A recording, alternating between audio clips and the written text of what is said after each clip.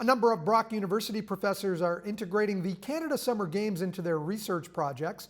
In the Department of Applied Disability Studies, Assistant Professor Val Saini is looking at the concept of momentum in sports and how that momentum can be broken by stoppages in play. Dr. Saini, is your theory that that is exactly what happens, that those stoppages, timeouts for example, will hinder the momentum?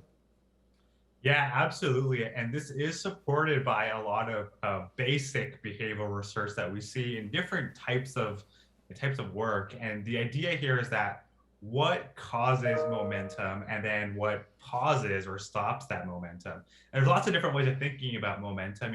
There's a traditional way, which is you have some object and that object hits some disruption and then does it persist or not. And you can even think about that in sports.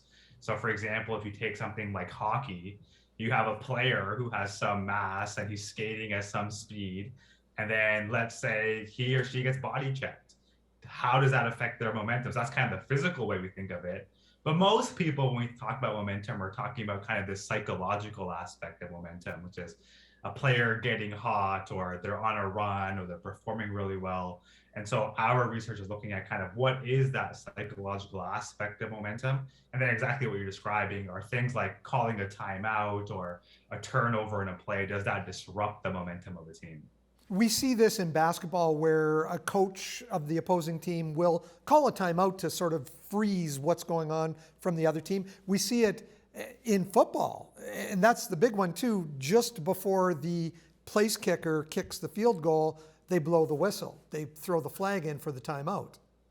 Absolutely. And what's interesting about that is that we kind of have some idea that these strategies are effective at, icing the kicker or slowing down the team's momentum.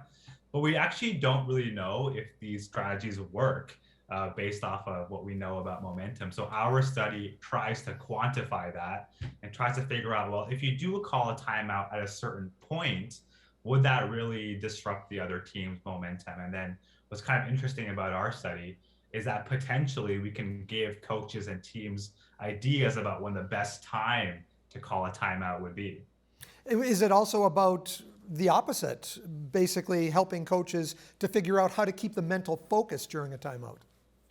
Absolutely, and that's kind of one of the interesting things as well is how do we how does an athlete persist through those types of disrupting events? So if the opposing team calls a timeout and I'm on a roll, how do I keep my momentum going through that timeout? How do I make sure it doesn't disrupt my performance?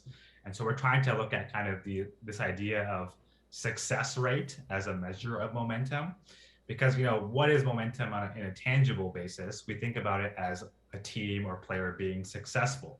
That might be getting a lot of points or making a pass or forcing a turnover. So we're trying to look at these different parts of a game and how they contribute to momentum. And then, like you said, if there's a timeout, how do we get that momentum to persist through that timeout? How are you conducting the research? How are you finding your data? So our study at the Canada Games, we're looking specifically at volleyball because volleyball is a great sport to study momentum because points happen really frequently. Basketball is another good example of that because teams are scoring very frequently. If you look at a sport like, let's say, soccer, you might have a 1-0 game. So there's not a lot of opportunities to score points. Although other things that happen in a game that contribute to momentum, like successful passing and maybe getting around an offensive or defensive player.